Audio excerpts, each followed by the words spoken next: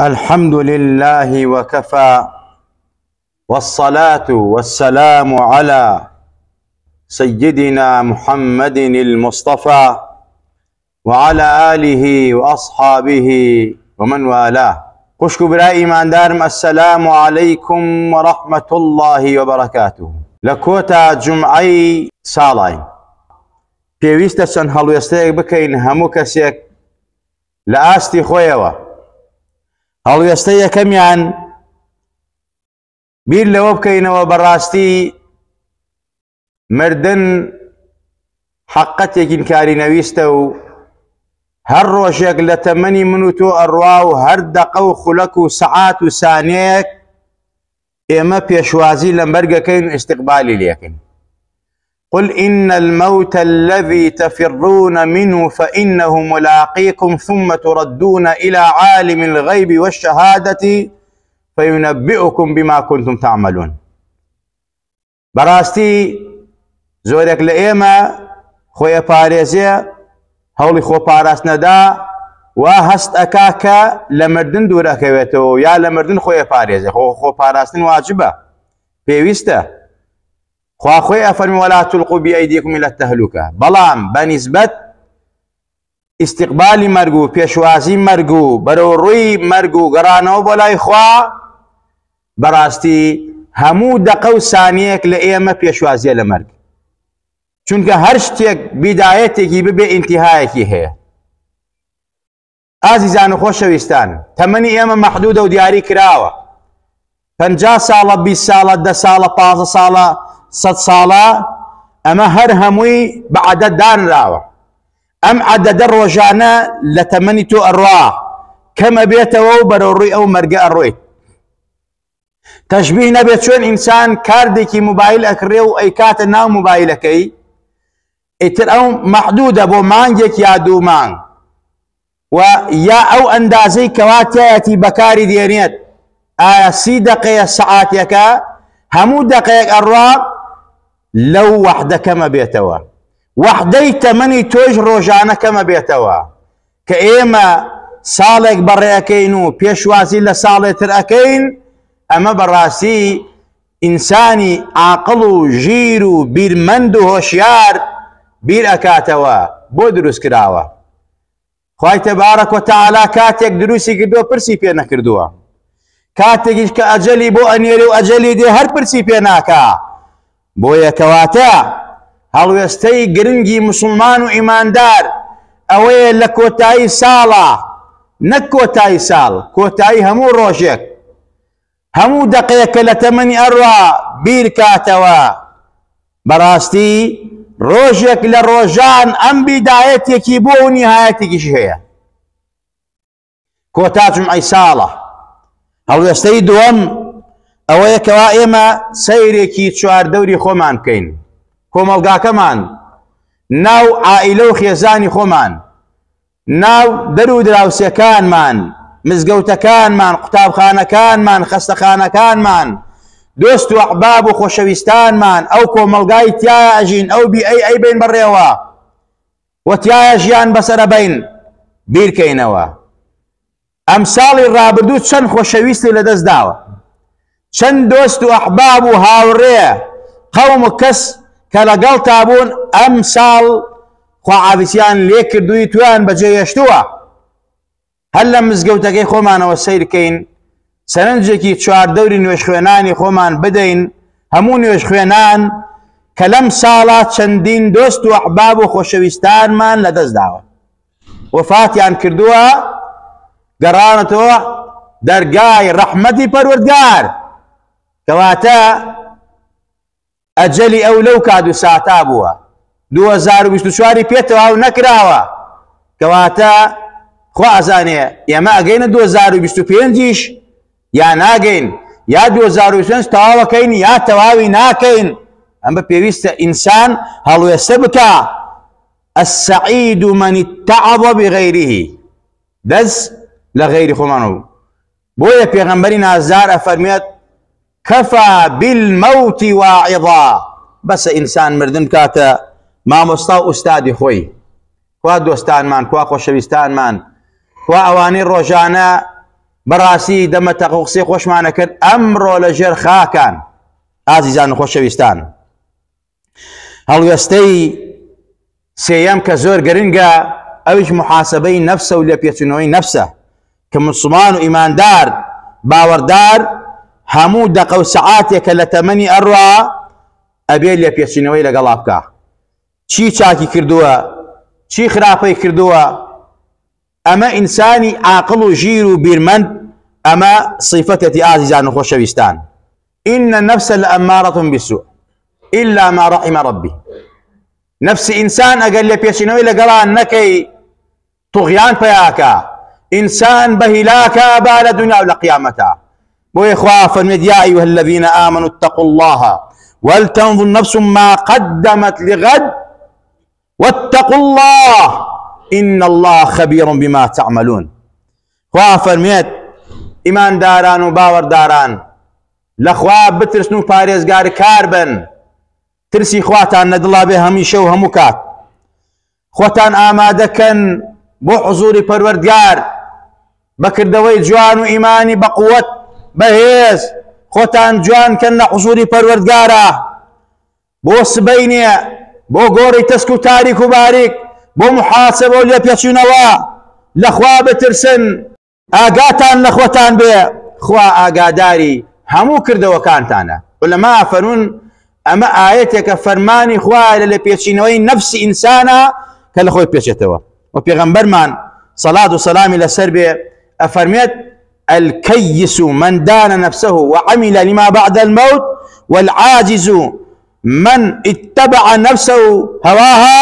وتمنى على الله الأمان أماني. أو كما قال أفرميت پیغمبری خوا صلی الله علیه وسلم عقل و ژیر ئەو کەسەیەکەوە بەڕاستی محاسبەی نەفسی خۆیەکە و لێ ئەپێچێتەوە. کردەوەکانی گوتارەکانی قسەکانی اینجا کردەوەکە بۆ پاش مەرگی و مردنی. بەڵام ئینسانی دوول لە ڕووی جەنابتان بێعەقڵ و نەفام و نەزان بەدبەخت و شەقی ئەوەیەکەوە شوێن نەفس و ئارەزوی خۆی ئەکەوێت وتمناشي لسرك اخوائي ولا الرحمي في ابكاه اخوا بالرحمه انسان ابيه هرجيز ما يستمر الرحمه بالورقار بلام اعماله كردو وسيله انسان نابي فرامشيكا خواي تبارك وتعالى لسر كردو كان محاسبتك بوي بيويست انساني مسلمان وايمان دار پیغمبر آسا صحابه آسا وكسلبي صالح يم امته وەک عارفان و خواناسان و پیاو چاکان کە بەڕاستی لە حەیات و ژیانی خۆیان پرسیەتەوە هەموو دەقە و سەعاتێکیان محاسبە و لێپێچوونەوە بووە. عەبدوڵای کوڕی عومەر فەرمووی كنت مع رسول الله صلى الله عليه وسلم ئێمە لەگەڵ پێغەمبەرا بووین صلى الله عليه وسلم.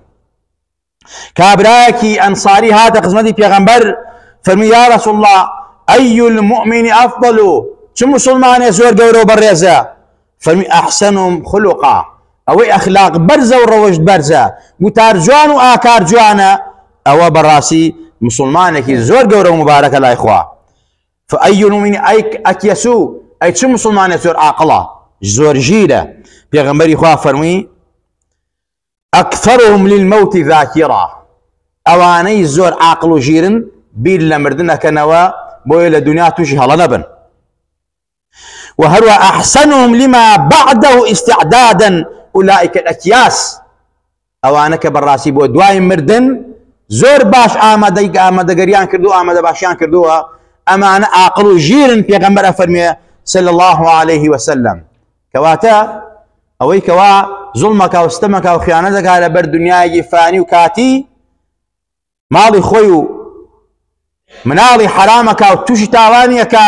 ئەمە عاقڵی و ژیری نییە. عاقڵ و ژیر ئەوەیە کە بیری لەو مردنە کردەوە خۆشی بۆ ئامادەیەکە. ئەحمەد لە ئیمامی شافعی کە لە شعرێکە ئەفەرمێت کراوە بە کوردی ئەفەرمێت توێشووی سەفەرت هەڵگرە کە ڕێبواری سەر سەفەری، بەس دنیا بدە بە کۆڵدا کە نازانی وە کوێی بەری، کۆکردنەوەت بۆ خەڵکی و بۆ ئەوانیش کۆڵبەری، جێی توێشوو دارانت دەوێ و بە تەماشنی توێشوو بەری، پڕکە توێشوو کە ئێستاد لە بەردەمدایە شەوی تاریکت لە پێشە، ڕێگەت ئیحتیاتی چرایە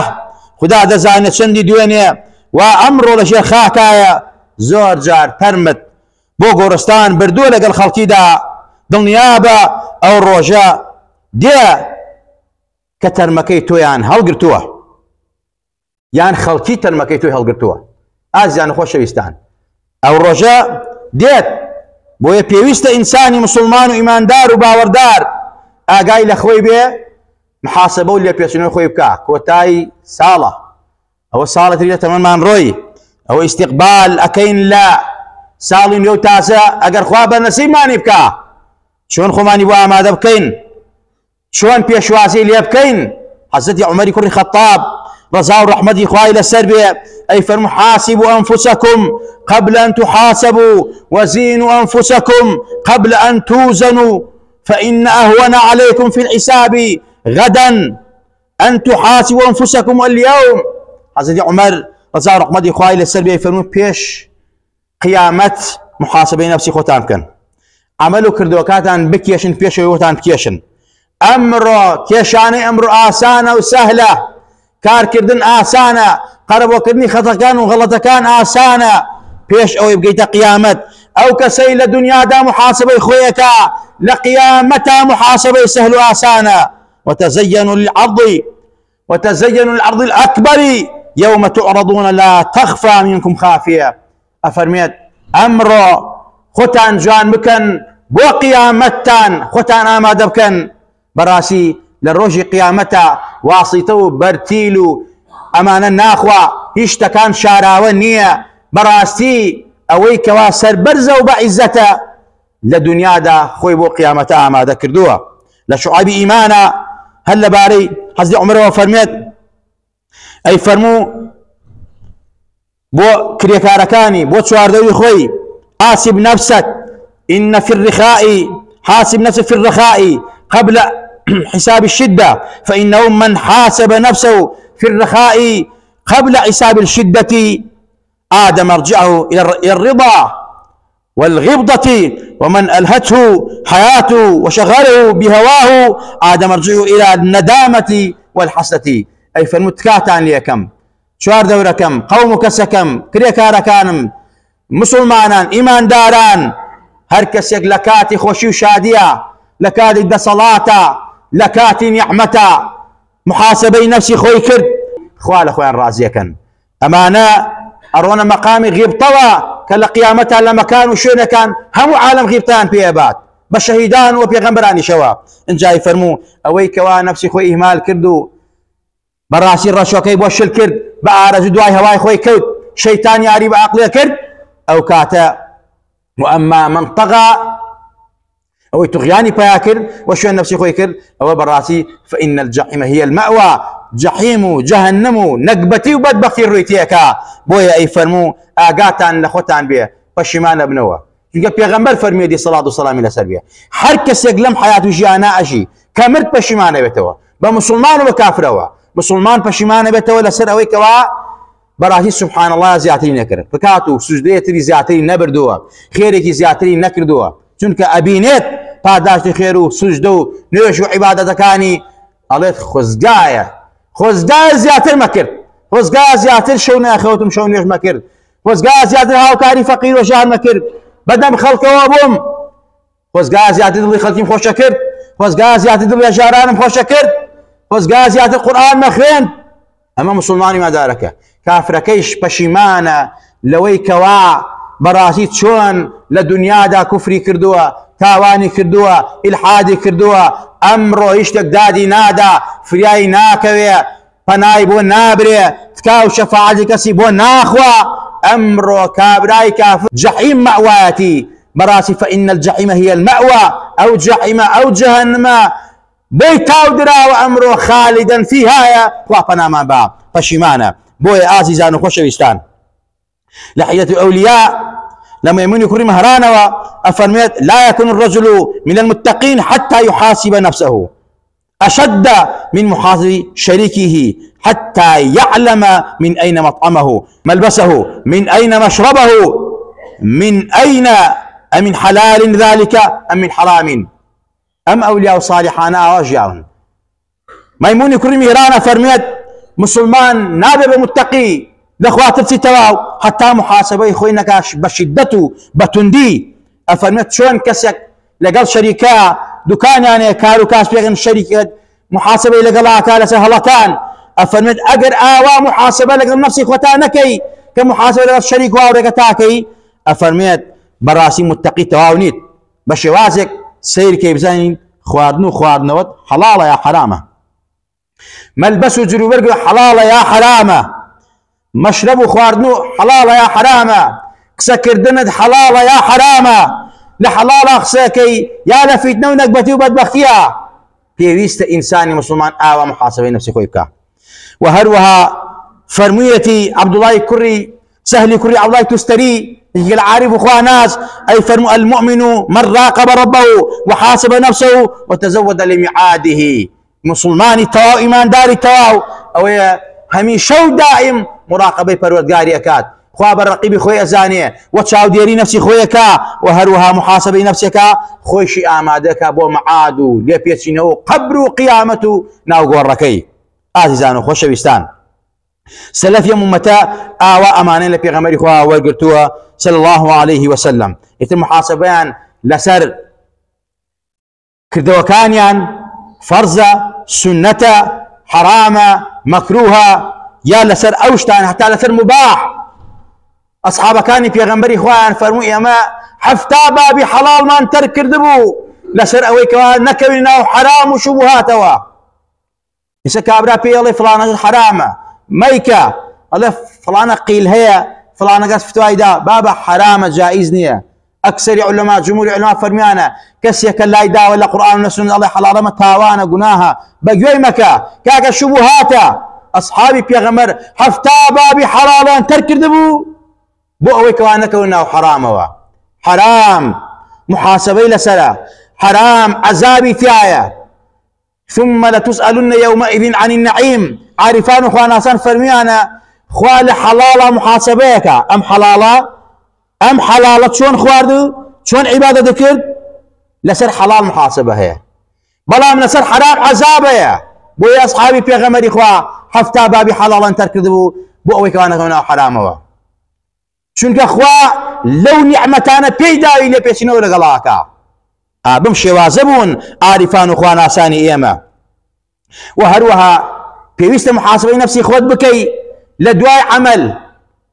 ككردوتا خوزقا زياترم كردايا كارت شاكان خراب كان باشر تر كردايا او سنتم زياتر بكردايا اما بيويست لمحاسبه نفسها انسان اوا لبيسون لقل نفسي خوابكا حضرت عمر كري خطاب رضا ورحمتي خواي لسربيا جارك لجاران كابرايا كاتا خزمتي شكادي حالي خوي لكن حضرت عمر لو كاتا مشغول بو اي فرمي جا خليفه مسلمان شلون ابي مشغول به بكاروباري خوي بو كاروباري مسلمان فراموش كا اهمال كا دري جران بهاي بدسو بو در ليا كابرا ازاري تشتو عاجز بو روي بشتي كده حضرت عمر انجال باشان حضرت عمر هاتو بخويا فرمي شلون من ظلم لم بياوا كرت ام هاوش كادي حالي خوي كرت من لين دا ازارم دا حضرت عمر فرمي بون بانكن بانكان كرت بكابراي بالليم ديتوا فميليت نادموا حقي خم داو بلاي خواه دام دسي پروردگاروا من هرگيز ليت خوش نابم حضرت عمر فرمي بياوي چاك با او دري ليم داوي گران بهاي او شو بيدم لجاتي ضربيك يا ليدانك ليم داوي دوان سانم لي دروا فرمي حقي لله حقي من الله اخوايا ناد ليت ناسين موا بمشي وازع فرميت كابرا رويو حضرت عمر درجي بيداو وريشي قرتو كيشكيشي بو حل كرد بلامتي حقم هلا اخواي حضرت عمر رزار عمد اخواي لسربيا افرمي قراو مال شن ركاد نجي كرد لباشان دانيش محاسبي نفسي خويا كرد اي فرمو اي عمر رفعك الله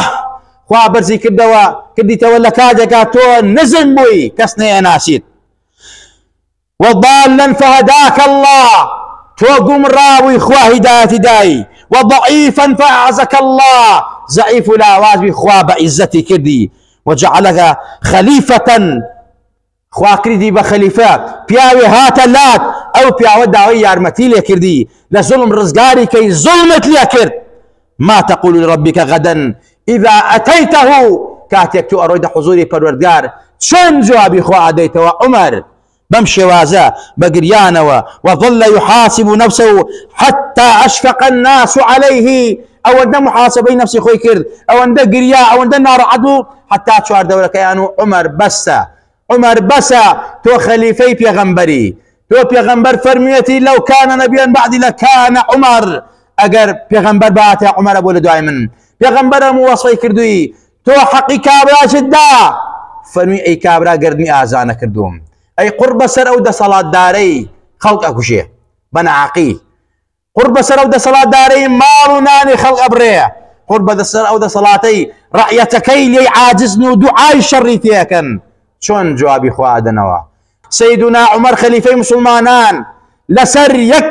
وشك بكابرايوت لو كاتا مجهول بو حقي نفسي خوي بو كمجهول عائلة وماله من علي خوي بيه لو كاتا او كابرا ليدانك ليا لسر اويك وا حزد عمر مجهول بو بكاري خوينك مسلمانان دعايش بانجي كردا ويقرد ناسا يليك رو حق ما في شي بيدا بلام كابرا دي حق ملاي خوايا اي باشا منو تو چون جوابي خوا بينوا بكلميك دلي خلق ما نشاندوها دلي خلق ما عاجز كردوها ظلم ما خلق كردوها مالي خلق ما خواردوها بوي لكوتاي سالا محاسبه نفسي خمان كين بخومانا بچينوا ام دنياي كبتن قرتو مانا دنيا بالروجه للروجان بزيد يلين چون باوك مان دايك مان قوم مان كس مان خوشويستان مان بجيان يشتوها والله دنيا اندازي باوا مشولي حرمتي ببوايا خواي تبارك وتعالى يغمبري تايشتوا بأبدي بلام لكاتك يغمبرك أفضل مخلوقاته وشويسي پروردگار بو لهرتي پیغمبرانا تمني كم تربو تمني شستو سي صعبو حضرت نوح هزارون سال تمني كردو حضرت آدم حضرت موسى حضرت هارون يك بيقول پیغمبرانا كوالس ارزا جال وفاتنا فرما تمني على پیغمبر يما زياتر بوا لقال الله جاب پیغمبر ولو العزم بوا ولا هم شان قورة بوا تمني كرتر بوا چونتا لقاي خواي لدنيا وما في دنيا في خوش تربو بويا كاتك وفاتي نسيك بوا رسول اكرم رحمن فداي بيه شي فرمو فنبل الرفيق الاعلى اقرب من ولا خوا سربشي كل نيواني دنياو سلطنة دنياو لقاي خوي فنبل پروردگارا من لقاي تو ما بين الدنيا وما في دنيا وسلطنة دنيا كواتم نوتج اقرينوا بخومان ابچينوا خومان بو مرقا آماده كين خوا خلقي خوا لخومان رازي كين والله انسان اگر خوا وخلقي خوا لخوي رازي نكا والله خوي بو محاسبتون دي پروردگار آماده كا خوا لهم ملاك ما خوش بيه خوا لهم ملاك ما رازي بي خوا عاقبت ما خير بيري خوايا لكوتاي جمعي سالاين خوايا ام سالمان زور بنا رعتي بسر برد خوايا سالي تازمان لي بيروس كيت سالي تازمان لي مباركي سالي تازمان پر لخير وخوشي بيه يا ربي خوايا بركاتي ارز واسماني تادا بيه خوايا هتشي بلاو نغوشي وناخوشيك كاي اويل 2024 ايما توشي بوين لنا رعتيو نان برينو قود برينو هم وصل مكان خوايا لم سالي تازا 2025 خوايا امانا النبي توا خوايا بايمان وبدين بصحة وعافية بعزة بكرامة يا ربي خوايا بسري برين او تمنيك وهمان وبيو بخشيوين حتى او دقو ساتي امانة خوان تسليميتو وكينوا لما نسيندو پروردگارا ايمان ودين مان سلامتكي عاقبت مان بخير بيري حسن خاتمان بيو بخشي خوايا لسوء خاتمة لا مان دي خوايا لسوء خاتمة لا مان دي خوايا لعاقبة الشر وسوء خاتمة لا مان دي بإيمان وبمان جنب بإيمان وبمان بنب بإيمان وزندو مان كروا يا ربي خوايا لتبارينوا زبان مان ثابت كي وجيقر كي باراوي كي لولامي فرشتكاني ناو قورا لقوري تسكو تاريخ باریکا لو كادو ساتي لو غريبتي كبرسيار مان ليك لباري توا لباري پیغمبرك توا لباري اسلام خوايا بزباني بارا وفصيحة بلين الله ربنا والإسلام ديننا ومحمد نبينا الله خوا مانا محمد پیغمبر مانا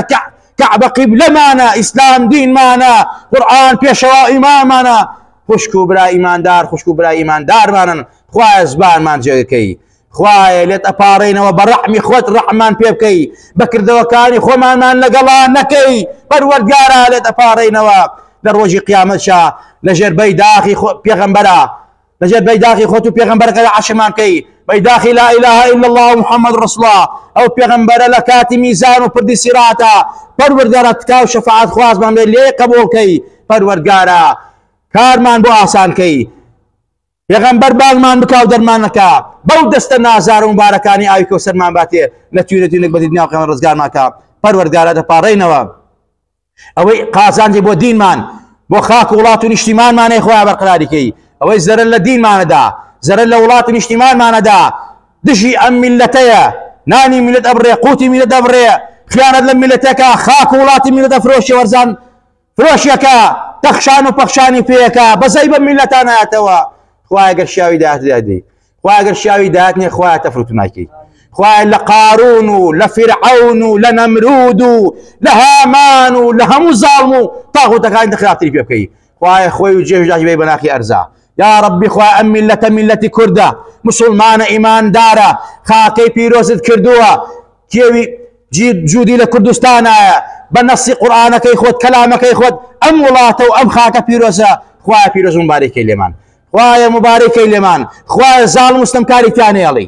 ئەو زاڵ مستەمکارە عەرەبە کوردە تورکە فارسە زوڵم لەم میلەتێکە خوایە نەیەڵی خوایە تەفروت و نایکەی خوایە دەپاڕێنەوە هیداتی گەنجەکانمان بی عاقبەتی پیرەکانمان بەخێر بیڕی شیفای نەخۆشەکانمان بی شیفای دڵدەرونی وڵایەکمان بی شیفای نەخۆشی خەستەخانەکانمان بی بە تایبەت خەستەخانەی هیوا کۆمەڵێ نەخۆشی تایە و داوای دوعای خێرەکەن خوایە شیفاعەت بۆ پەلان بۆ بنێرە خوایە ڕەحمیان پێ بکە خوایە زەلیلی سەر جێگایان مەکە خوایە ئێمە و ماڵ و منداڵ و وڵاتمان پارێزاو کرد لە هەموو سەیل وەسقام لە هەموو نەخۆشینی کوشندەڵ لە هەموو ئەو نەخۆشیانەی کەوا لە وڵاتە بڵاوە خوایە خوایە لە فیتنەی ڕۆژگار و فیتنەی مەسیح و دەجال خۆمان و خانەوادە و منداڵمان پارێزاوکەی وڵاتمان پارێزاوکەی کوردستانمان پارێزاوکەی خوایە ئەوەی چاوی بە کوردستانە هەڵنایە بە خاکی کوردستانە هەڵنایە یا ڕەبی خوایە لێ قبوڵ نەکەی خوایە فریای مسلمانانی غەزە و فەلەستین و چین و سین و بۆرما و کشمیر و باقی مسلمانانی جیهان ئەمڕۆ مسلمانانی جیهان زەلیلن داماون